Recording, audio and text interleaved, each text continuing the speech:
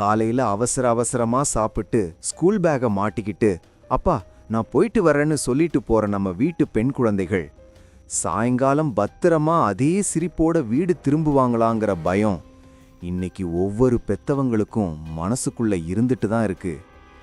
அந்த பயம் எந்த அளவுக்கு நிஜம்னு நிரூபிக்கிற மாதிரி இந்த 2026ஆம் வருஷம் மார்ச் மாசம் தமிழ்நாட்டில் ஒரு கொடூரமான சம்பவம் நடந்திருக்கு. தயவு செஞ்சு இந்த வீடியோவை ஸ்கிப் பண்ணிடாதீங்க. ஏன்னா இன்னைக்கு நாம டீகோட் பண்ண போறது பல வருஷங்களுக்கு முன்னாடி நடந்த பழைய சம்பவம் கிடையாது. சில நாட்களுக்கு முன்னாடி தூத்துக்குடி மாவட்டத்தில் ஒட்டுமொத்த மக்களையும் வீதிக்கு வந்து போராட வச்ச ஒரு கொடூரமான கொலை வழக்கு. எந்த ஒரு நேரடி சாட்சியும் இல்லாத சிசிடிவி இல்லாத ஒரு காட்டுக்குள்ள நடந்த கொலைய 800 பேரிடம் விசாரணை, 98 சிசிடிவி கேமராக்களின் ஆய்வு, டவர் டங்க் தொழில்நுட்பம்னு போலீஸ் எப்படி டீகோட் பண்ணி அந்த சைக்கோ கொலையாளியை கண்டுபிடிச்சாங்க? வாங்க, நெஞ்ச உறைய வைக்கும் இந்த விளாத்திகுளம் கிரைம் ஃபைலை ஓபன் பண்ணலாம். தூத்துக்குடி மாவட்டம் விளாத்திகுளம் பக்கத்தில் இருக்கிற ஒரு சாதாரண கிராமம். விவசாயம் மற்றும் கூலி வேலை செய்து பிழைக்கும் எளிய மக்கள் வாழும் பகுதி அது. அந்த ஊரை சேர்ந்த ஒரு 17 வயது சிறுமி பக்கத்து ஊர்ல இருக்கிற அரசு பள்ளியில 12ஆம் வகுப்பு படிச்சிட்டு இருந்தா. பொதுத் தேர்வு நெருங்கிட்டு இருக்கிற நேரம் அது.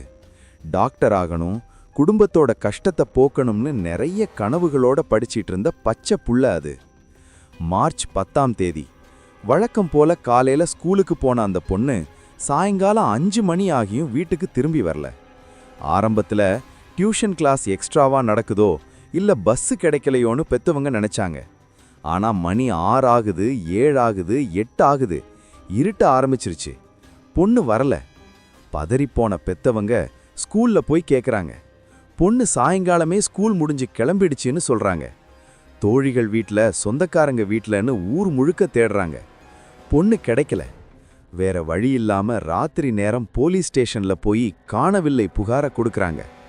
போலீஸும் உடனே ஊர் மக்களோட சேர்ந்து தேடுதல் வேட்டைய ஆரம்பிக்கிறாங்க.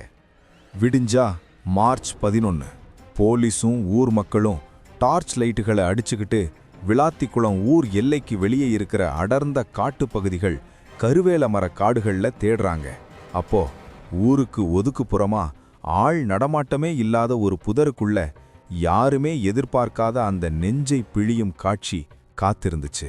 அந்த 17 வயசு பச்சை புள்ள ஸ்கூல் யூனிஃபார்ம்ல, உடம்பு முழுக்க பலத்த காயங்களோட இரத்த வெள்ளத்துல ரொம்ப கொடூரமான முறையில கொலை செய்யப்பட்டு கிடந்துச்சு. அந்த பொண்ணோட கழுத்து நெரிக்கப்பட்டிருந்துச்சு. அவளோட உடம்புல இருந்த காயங்களை பார்த்த போலீஸுக்கே கண் கலங்கிடுச்சு. என் உசுறு போயிருச்சேன்னு நெஞ்சில் அடிச்சுக்கிட்டு அழுத அந்த பெத்தவங்களோட கதறல் அந்த ஊரையே உலுக்கிடுச்சு. இது சாதாரண கொலை கிடையாது, ஒரு கொடூரமான வன்கொடுமைக்கு பிறகு நடந்த கொலைன்னு பிரேத பரிசோதனை ரிப்போர்ட்ல உறுதி செய்யப்படுது. விஷயம் காட்டுத்தீ மாதிரி தமிழ்நாடு முழுக்க பரவுது. நியூஸ் சேனல்கள், சோஷியல் மீடியாக்கள்னு எல்லா இடத்துலையும் இந்த செய்தி தான். பள்ளிக்கூடம் போற ஒரு பச்சை புள்ளைக்கு இப்படி ஒரு கொடூரமான ஊர் மக்கள், உறவினர்கள், அரசியல் கட்சிகள்னு எல்லாரும் ரோட்டுக்கு வந்து போராட ஆரம்பிக்கிறாங்க. கொலையாளிய உடனே கைது பண்ணணும்னு விளாத்திக்குளம் ரோடுகள் முடக்கப்படுது. காவல்துறைக்கு மேல ஒரு மலை அளவிலான பிரஷர். எஸ்பி, டிஐஜி ரேங்க்ல இருக்கிற உயரதிகாரிகள் சம்பவ இடத்துக்கு வர்றாங்க. ஆனா போலீஸ் முன்னாடி இருந்த சவால் சாதாரணமான சவால் கிடையாது. கொலை நடந்த இடத்துல எந்த சிசிடிவியும் கிடையாது, நேரடி சாட்சிகளும் கிடையாது, கொலையாளி விட்டுட்டு போன எந்த பொருளும் கிடைக்கல.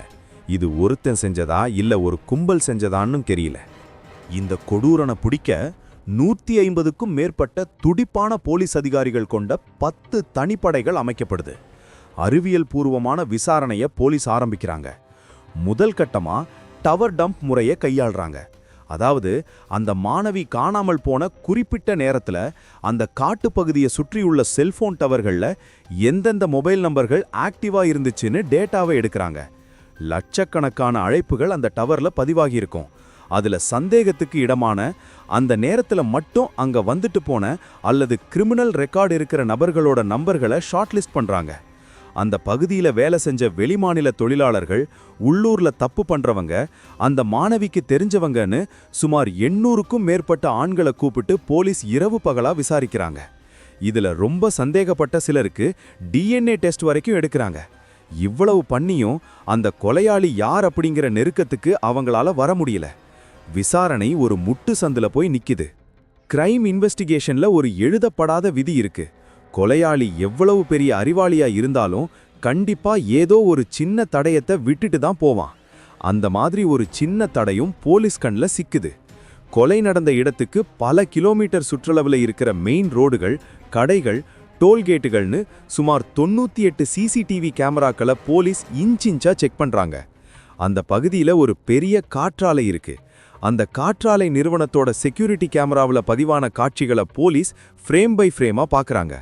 அப்போ அந்த சம்பவம் நடந்த நேரத்துக்கு பிறகு ரொம்ப வேகமா பதற்றத்தோட ஒருத்தன் ஒரு 2 வீலர்ல போறது பதிவாகி இருக்கு. முகம் தெளிவா தெரியல. ஆனா பைக் நம்பரை ஜூம் பண்ணி எடுத்து ஆர்டிஓ டேட்டாபேஸ்ல செக் பண்றாங்க. அப்போதான் போலீஸுக்கே ஒரு அதிர்ச்சி. ஏன்னா அது ஒரு திருட்டு பைக்கு.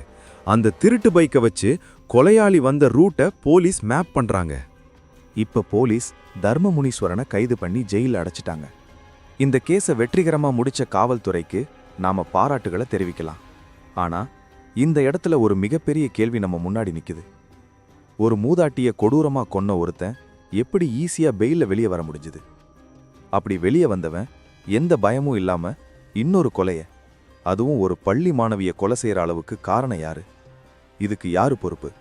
இந்த சமுதாயமா, இல்ல இது மாதிரியான கொடூரமான குற்றவாளிகளுக்கு ஈஸியா பெயில் கொடுக்கிற நம்மளோட சட்டமா? ஒருவேளை 2020லேயே இவனுக்கு கடுமையான தண்டனையோ இல்ல ஆயுள் தண்டனையோ கிடைச்சிருந்தா இன்னைக்கு அந்த 12ஆம் வகுப்பு மாணவி உயிரோட தன்னோட டாக்டர் கனவோட அவங்க அப்பா அம்மா கூட இருந்திருப்பா இல்லையா? பெத்தவங்களுக்கு தங்களோட பொண்ணு போனா திரும்ப வரமாட்டாங்கிற வலி இருந்தாலும் இந்த கொடூரனுக்கு தூக்கு தண்டனையோ இல்ல அதை விட கடுமையான தண்டனையோ கிடைச்சா மட்டும்தான் அந்த பொண்ணோட ஆத்மா சாந்தி அடையும். இந்த விளாத்திகுளம் சம்பவத்தை பத்தியும் தர்மமுனீஸ்வரன் மாதிரி பெயில்ல வெளியே வர குற்றவாளிகளை நம்ம சட்டம் எப்படி கையாளணும்னு நீங்க நினைக்கிறீங்க? இதுக்கான நிரந்தர தீர்வு என்ன? உங்களுடைய கோபத்தையும் கருத்தையும் கமெண்ட்ல பதிவு பண்ணுங்க. விவாதிப்போம். நம்ம வீட்டு பெண் குழந்தைகளோட பாதுகாப்பை உறுதி செய்ய வேண்டியது நம்ம ஒவ்வொருத்தரோட கடமை. இந்த மாதிரி சமூகத்துல நடக்கிற பல கிரைம் வழக்குகளை அதோட சைக்காலஜியோட சேர்த்து டீகோட் பண்ண மறக்காம நம்ம இருட்டு உள்ளே சேனலை சப்ஸ்கிரைப் பண்ணுங்க. அப்படியே அந்த பெல் ஐகானையும் தட்டி விட்டுடுங்க. விழிப்புணர்வா இருப்போம், பாதுகாப்பா இருப்போம். நன்றி.